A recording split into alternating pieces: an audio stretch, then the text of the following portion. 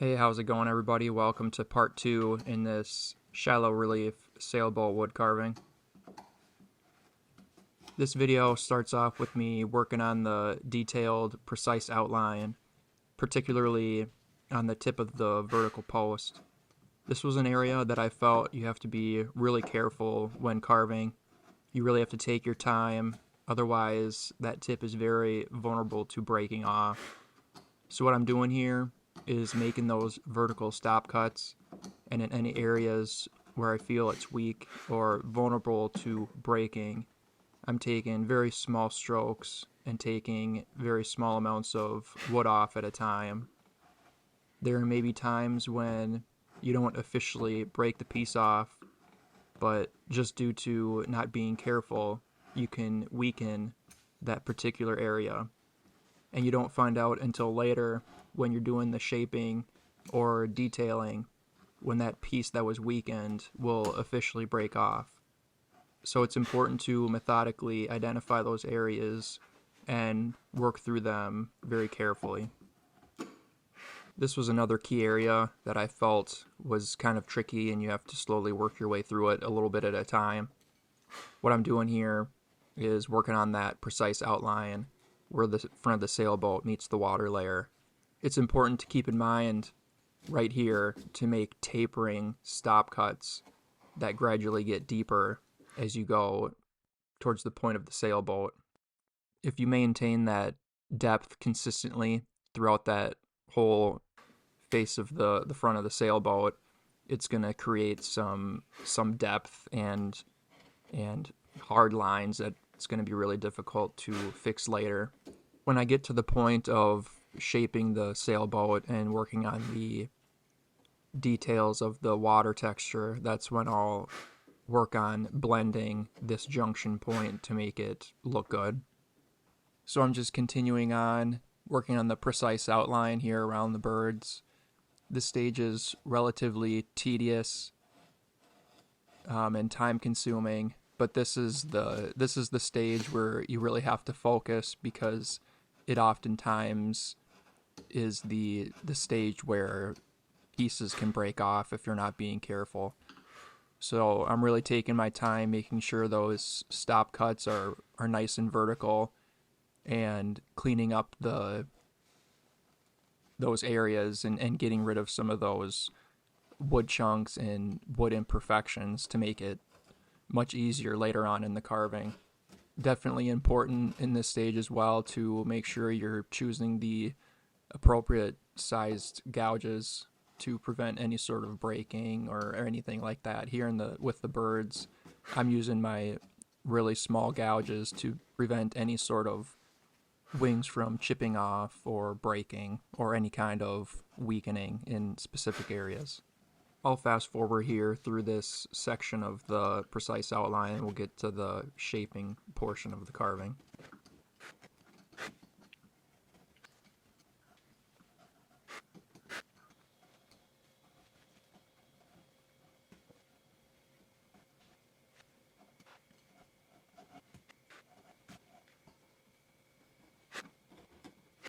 So in the shaping portion of the carving, it doesn't necessarily matter, at least with shallow relief, where you start.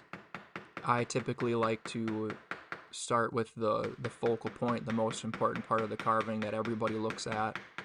That way, if I make some sort of mistake that can't be fixed, and I completely have to throw away the project, I'll have a low amount of hours put into the carving compared to if I were to work on different areas of it first.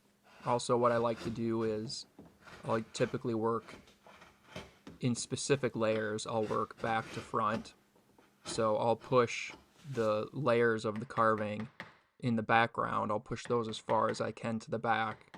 That way I'll be able to appropriately gauge how much wood I have to work with in other areas within the design. So with this sailboat specifically, I'm working on that right section of the sail. My plan is to push that section as far back to the background that I can get. to shape that vertical post as well as the sail on the left side. I'm using my V-gouge here first and just outlining the sail where it meets the vertical and horizontal post. And then I'll take any kind of larger gouge, I believe I'm using my number 7 here, and just slowly working back that sail towards the background. I'm trying to make sure it's relatively even throughout and I'm not getting too deep. It's important to just make sure that your strokes are consistent here and your depths are consistent as you work up towards the tip of that vertical post.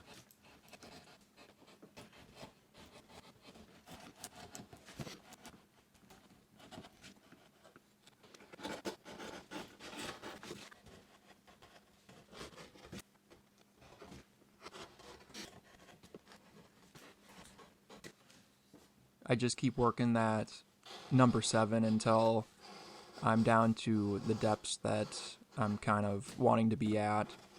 I'll then make some perpendicular cuts with my number 7. It's kind of a good way to gauge your depths and how consistent I originally was in my initial strokes.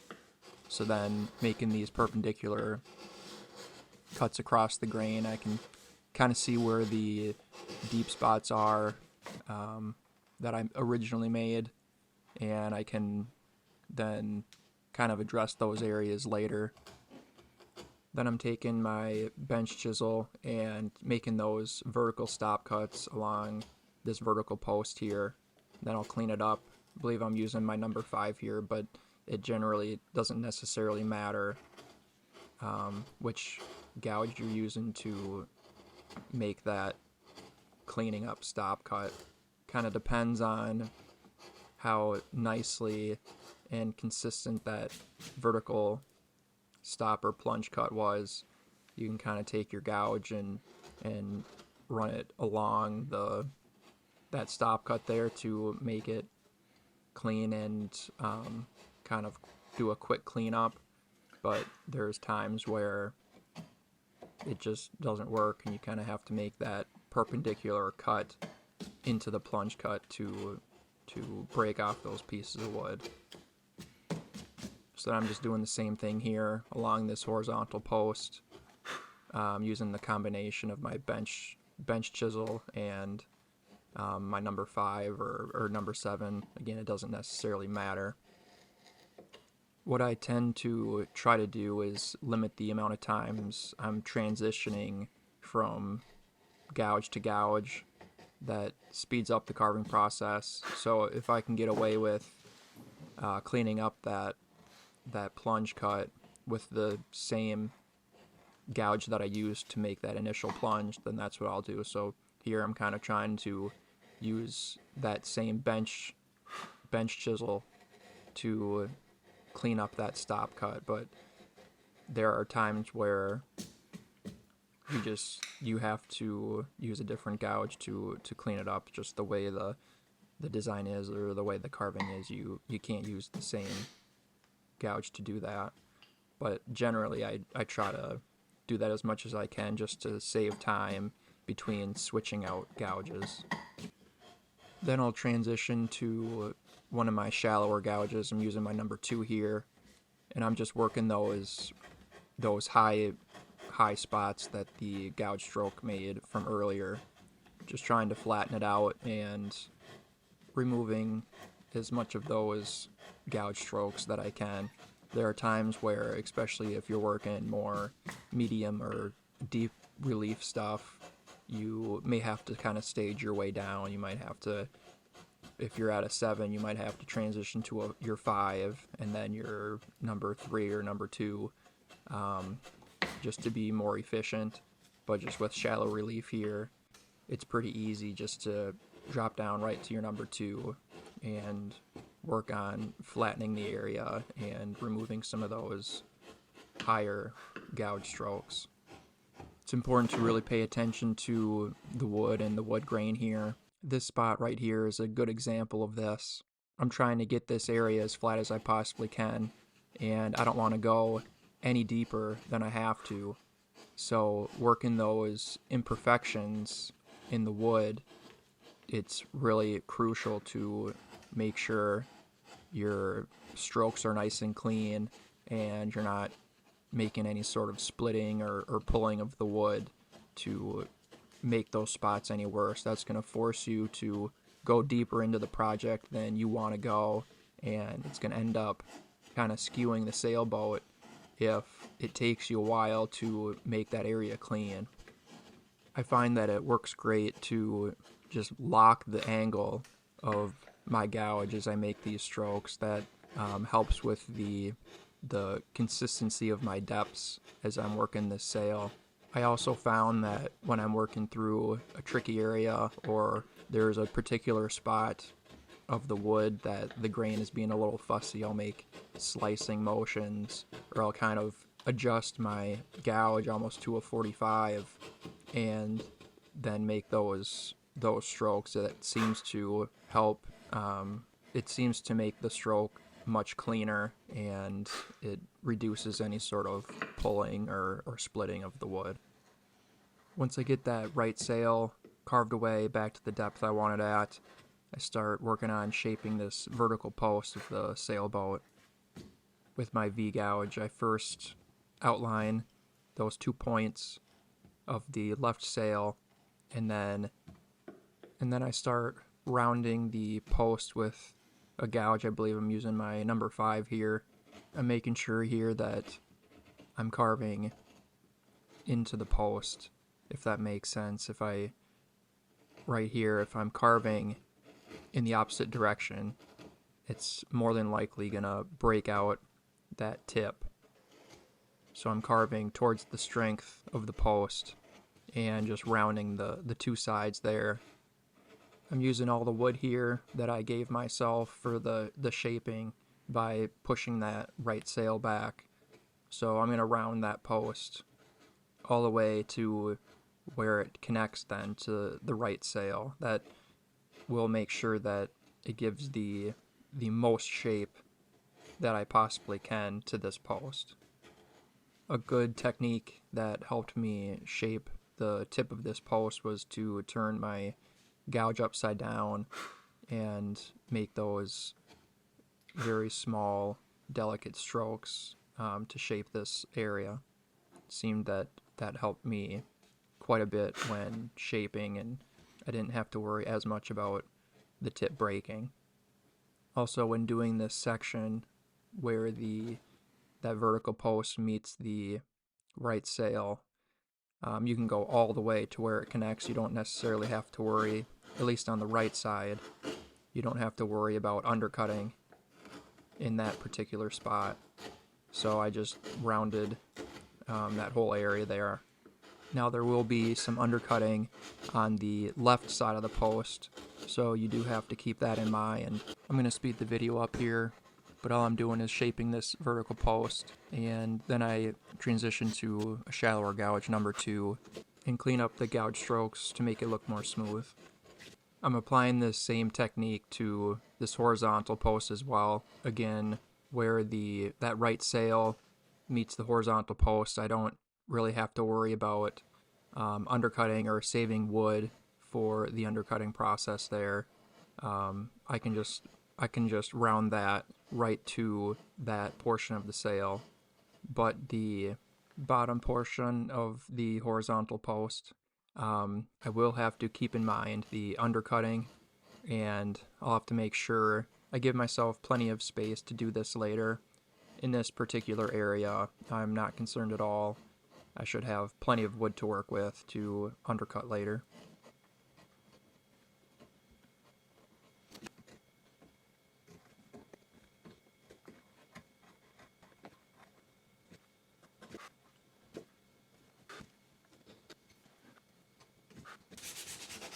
So after I get it as smooth as I can with my shallowest gouge, I'll go over the area with some aggressive sandpaper. I'm using my 180 grit sandpaper here, and just going over it again and trying to get it as flat as I can. This is kind of nice because it emphasizes those low spots, so you can then later address those and fix those areas. So I'm just working both the right side of the sail here, and I'm working the vertical and horizontal post and getting rid of those gouge strokes that I wasn't able to clean up with a shallow gouge.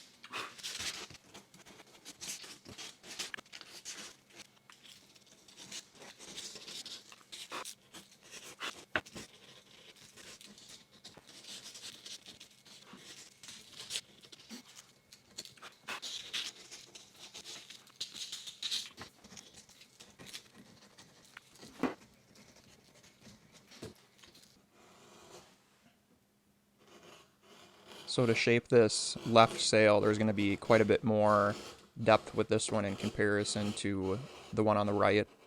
So my plan here is to have the two right points of the sail be my high point, and I'll gradually taper from those 2 points to the left towards the background.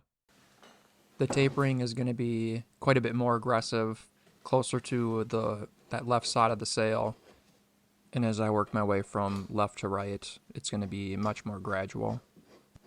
So right now I'm just being really careful and working that lower tip where it meets the sailboat.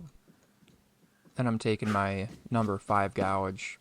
It doesn't necessarily matter what you're using here, but I would tend to use a shallower gouge here, so then the gouge strokes aren't as aggressive and it's easier to clean up and work those areas later. So I'm using my number 5 here, and I'm just making sure that as I'm working this edge, my depths are relatively consistent as I go. One thing I will have to keep in mind along this edge is the undercutting layer. So I'm going to leave myself a little bit of wood to work with there to make sure I can do that undercutting. You don't have to leave a ton of wood or space in that area where it meets the background or the sky, but you should give yourself a little room there, so then it's easier to do the undercutting in that area later, and it doesn't really throw the look of the sailboat off as you do that.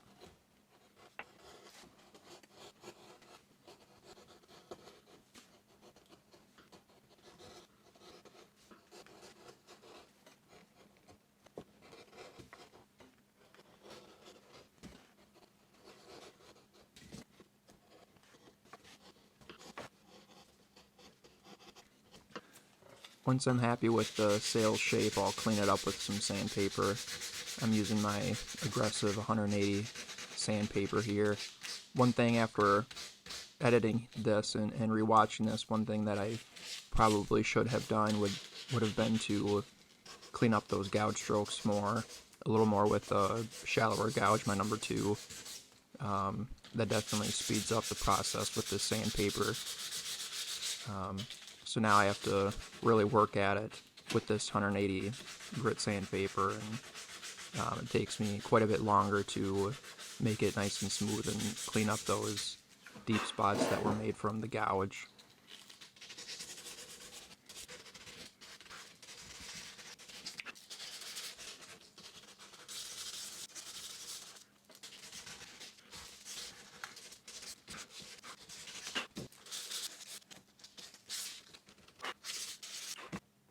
Now I'm going to work on shaping the actual boat section of the sailboat, because the water layer here is in the forefront. It's in front of the actual sailboat.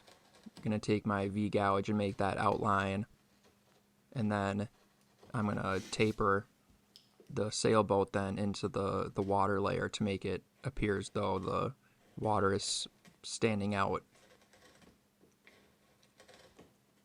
I'm going to make a couple passes here with my V-gouge, but I'm not going to get too aggressive at this point. I just want to make sure that it's going to look right and be properly blended here with the water layer, and then in the front and rear portions of the sailboat where it meets that water layer. So I'll make a couple passes here and get get a decent amount of depth, but again, not too aggressive. And then with a shallower gouge, doesn't necessarily matter, number 2 or number 5 would work fine. I'll just work on tapering that sailboat into the water layer and getting rid of those hard lines that were made.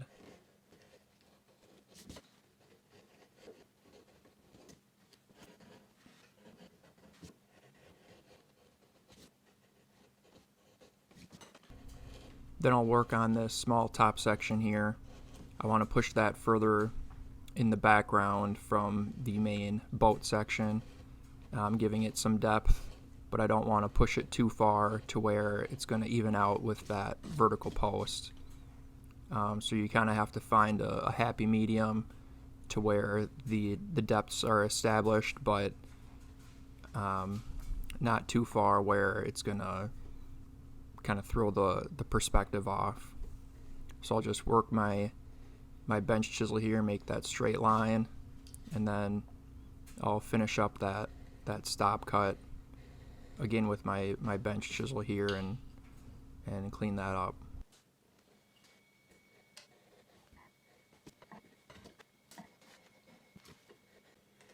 So this area right here I would consider a pretty important area of the carving, because if it's not blended properly, it's just not going to look right.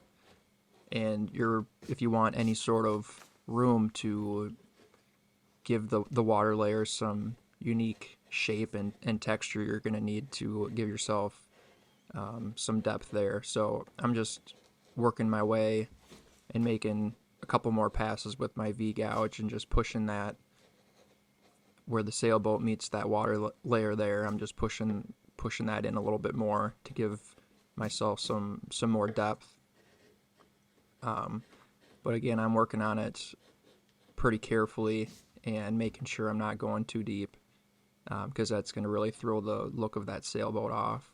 So I'm just taking my V gouge and working that junction point there, and then I clean it up again with, I guess right here, I'm just turning my V gouge on its side and working those hard lines, but then I'll take a shallower gouge and work those and taper away those hard lines.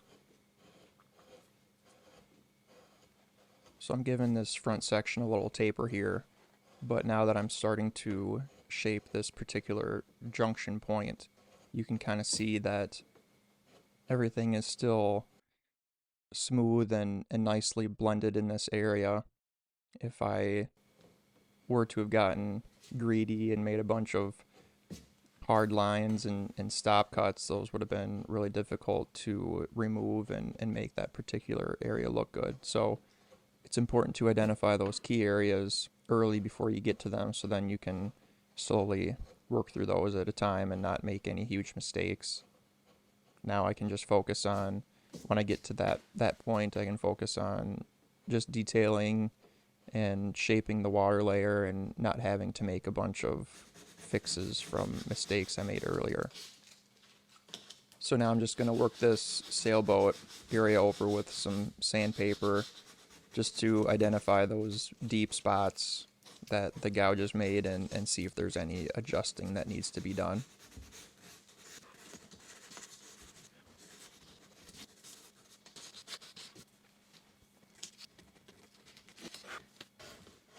So the next thing I do after I'm happy with the shape of the sailboat is I'm going to continue working the taper of the background and getting rid of that flat section, that bare wood from the background. I want this taper to be relatively gradual into the different elements of the design. I'm just working this section here with my number 7 gouge. This you can do relatively quickly. You just got to make sure that you're not being too careless to where you're going to slip and gouge into the design at all and completely ruin it. That would probably be your biggest mistake working on this stage. I would just keep in mind the grain of the wood and making sure your strokes are clean and you're not making a bunch of splitting or pulling of the wood to where you're going to have to make big corrections, cleaning up those areas. Now just keep in mind your depths and make sure that your depths are relatively consistent, so then you don't have to work too hard later regarding your sanding. Or eventually I'll be transitioning to shallower gouges to smoothen out the background here, so maintaining a consistent depth is important.